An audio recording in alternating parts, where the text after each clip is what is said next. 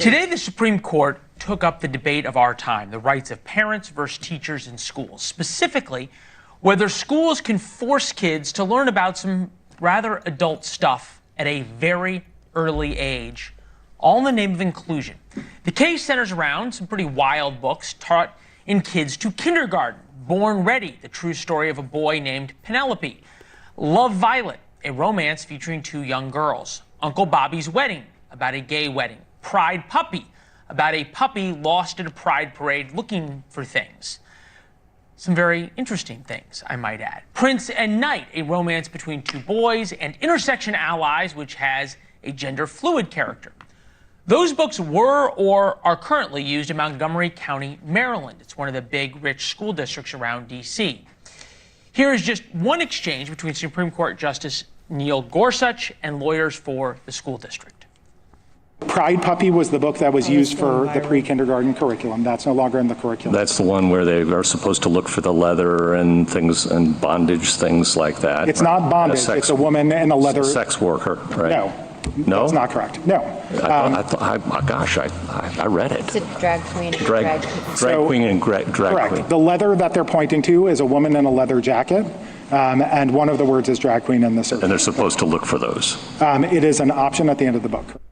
Things you never thought you would hear at the Supreme Court. Insane. Probably Neil Gorsuch didn't think he was going to hear that either. Back in 2022, Montgomery County School mandated LGBTQ inclusive storybooks for elementary schools. Many parents didn't want their kids in those classes or being taught that, so they opted out. Rather than just end the practice of using all of these books, the school ended opt-out. With us now, former ACLU President Dean Strawson. Professor, welcome back. It's good to see you as always. Good to see you too, Leland. Fact, and I'm trying to figure this out because this is a religious liberties case because there were a lot of very religious families, both Christian and Muslim, who said, this impinges on our religious liberty. We don't want our kids seeing this stuff, taught this stuff at a young age. Why is that an issue for a school district? If the school district has opt-out, so many parents say, we want our kids out. Wouldn't the obvious thing be to end the practice rather than ending opt-out? This is a very fact-specific issue, Leland, and one of the challenges with this case is that the Supreme Court took it at a very early stage, so we really don't know all of the factual details.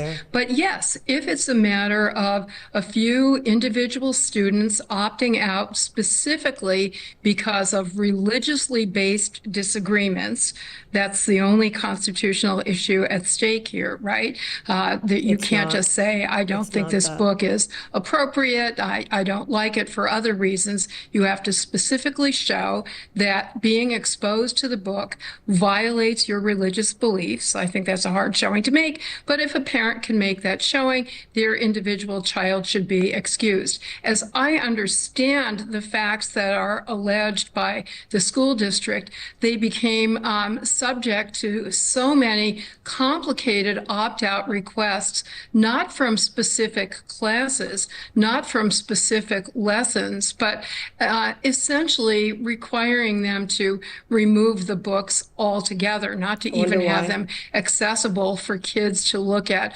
voluntarily, shelved on the library shelves. And that's a different matter, because it's one thing for a parent to say, my own kid shouldn't be able to look at the book, but not to force the school to take an action to deprive other kids of the option to look at it. All right, that's all right, so that's the argument that they're making, that if the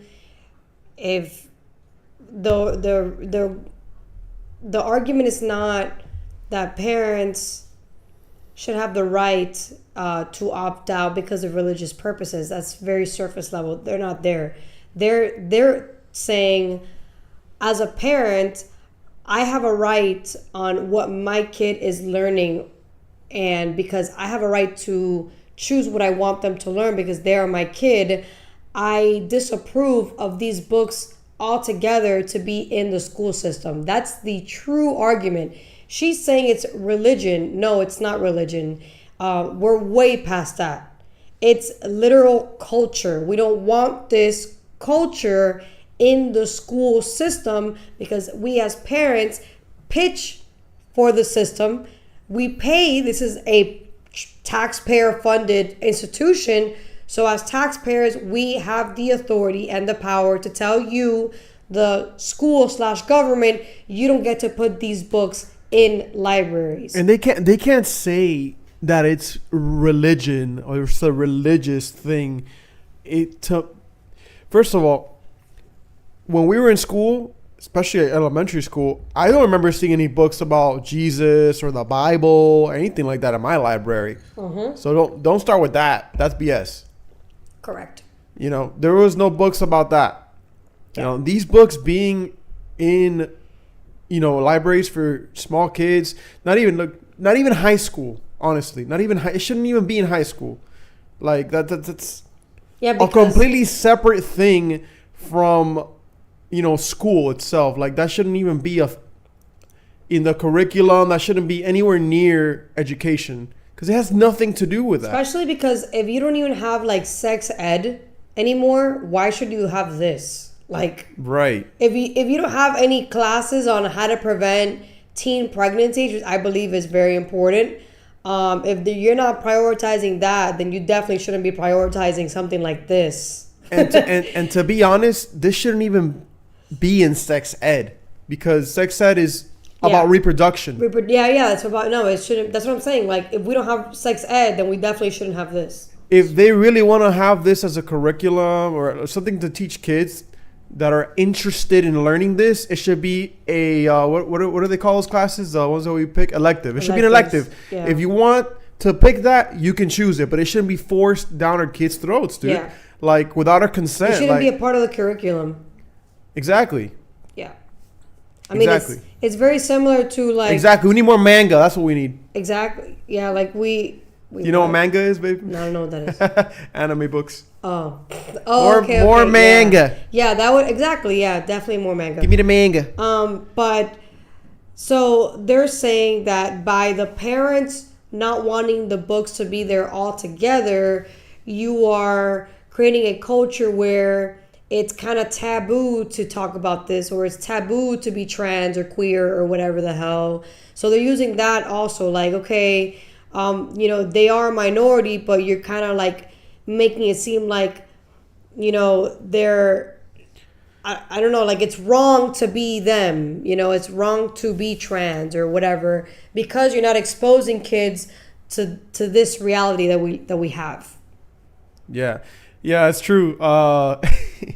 Listen, lockdown. School is supposed to teach us how to be successful. Yeah. Listen, bro, they should have taught us how to be financially successful, but that's not what school was teaching us. It was teaching us how to fucking answer A, B, C, D.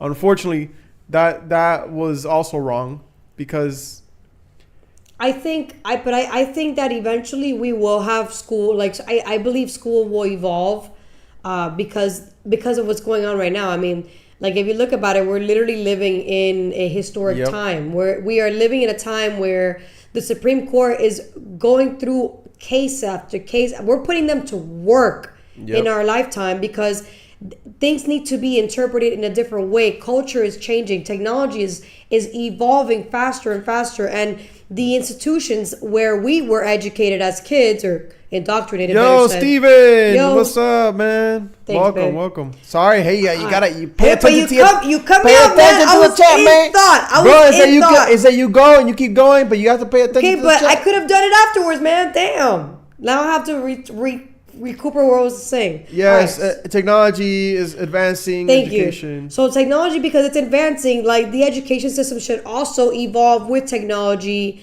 And eventually we probably won't need public schools, and it will just be like something else. It'll be like, I don't know,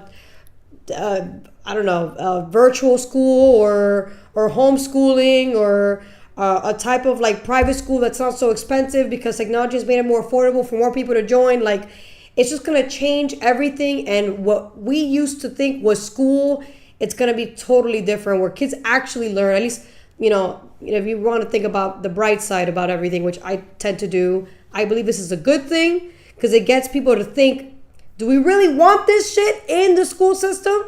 Like, there's things that we don't have right now, which, like, and Lockdown said, we don't know about finances. You have to learn that the hard way when you're an adult. So it's like, prioritizing is something important. I think this case is going to help us do that.